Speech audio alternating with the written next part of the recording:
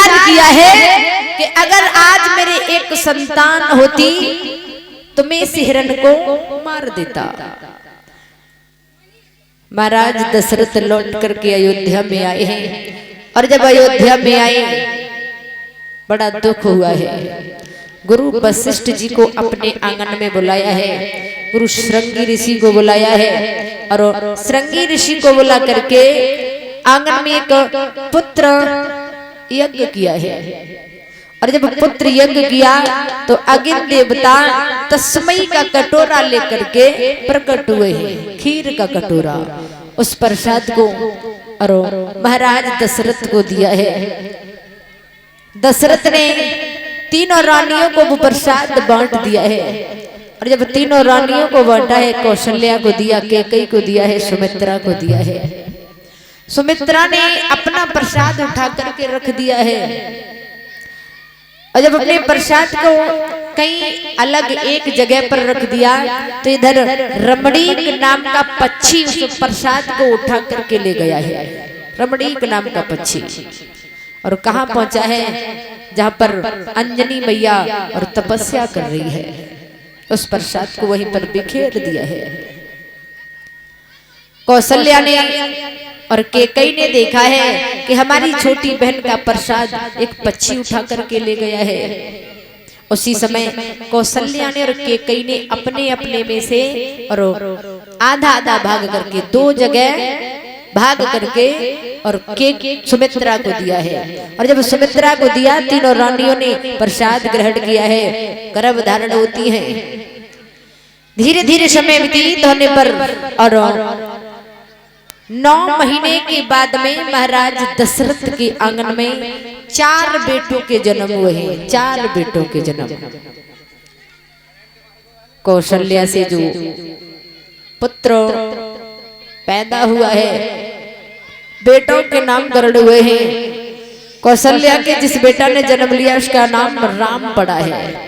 और कैकेयी के गर्भ से एक बालक ने जन्म लिया जिसका नाम भरत पड़ा है। और सुमित्रा से 2 बेटों ने जन्म लिया है, लक्ष्मण और शत्रुघ्न। 4 बेटों के जन्म हुए। अयोध्या में बड़ी खुशियां मनाई जा रही हैं। धीरे धीरे और 4 बेटा आंगन में बड़े हुए हैं। इधर विश्वामित्र राजनगढ़ में रहते ही राक्षस यज्ञ नहीं करने देते हैं, हवन नहीं करने देते हैं। विश्वामित्र राम और लक्ष्मण को यज्ञ की रक्षा करने के लिए अयोध्या में पहुंचे हैं, बुलाने के लिए।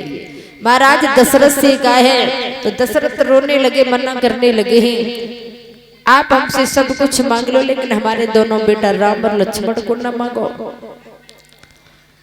इधर महाराज विश्वामित्र कहने लगे हैं कि हमें और कुछ नहीं चाहिए, हमें दोनों बेटा यज्ञ की रक्षा करने के लिए राम और लक्ष्मण चाहिए।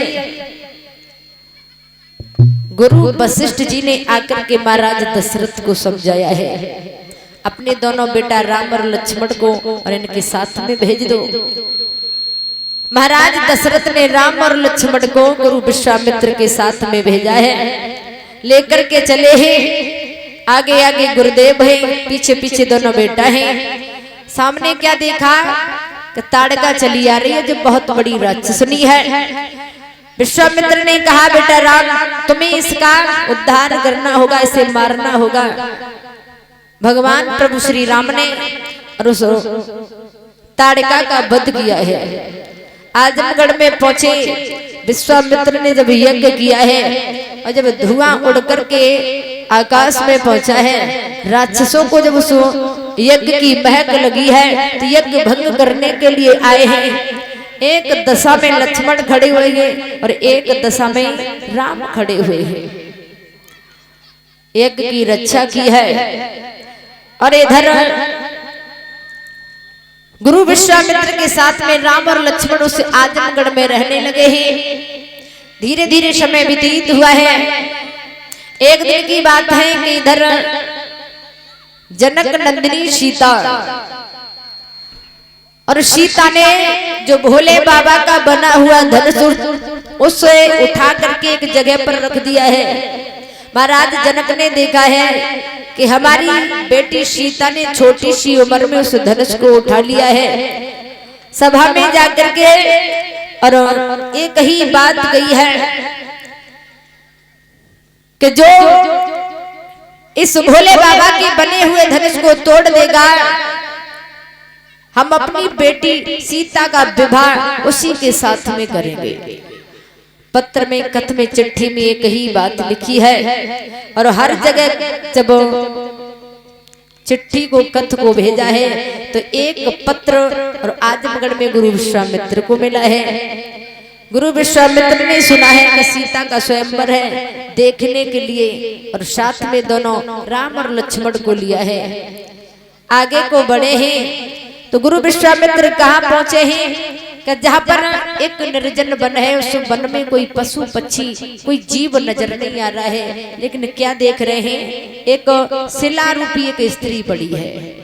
राम ने प्रसन्न किया, कहा गुरुदेव हमें एक बात बताओ, इस वन में इतना बुरा क्यों लग रहा है, कोई पशु पक्षी, कोई जीव नजर नहीं आ रहा है और ये सामने ये शिला रूपी स्त्री पड़ी है, ये क्या है, ये मैं क्या देख रहा हूँ। गुरुदेव ने कहा बेटा राम, ये गौतम की पत्नी है अहिल्या। अहिल्या बोले हाँ, इसके साथ में एक बार इंद्र ने छल कर दिया है और जब छल किया गौतम ने इसे श्राप दे दिया, ये पत्थर की हो गई है। राम कहने लगे वो कैसे गुरुदेव। एक दिन की बात है कि इंद्र अहिल्या को देखा है तो अहिल्या के सुंदरताई पर मोहित हो चुका है। अहिल्या बहुत सुंदर थी। विचार करने लगा कि अहिल्या से मिले तो किस तरीका से मिले, तो चंद्रमा के पास में पहुंचा है और जब चंद्रमा के पास में पहुंचा तो कहने लगा है चंद्रमा से कि भैया आप हमारा एक छोटा सा काम कर दो। वो क्या काम है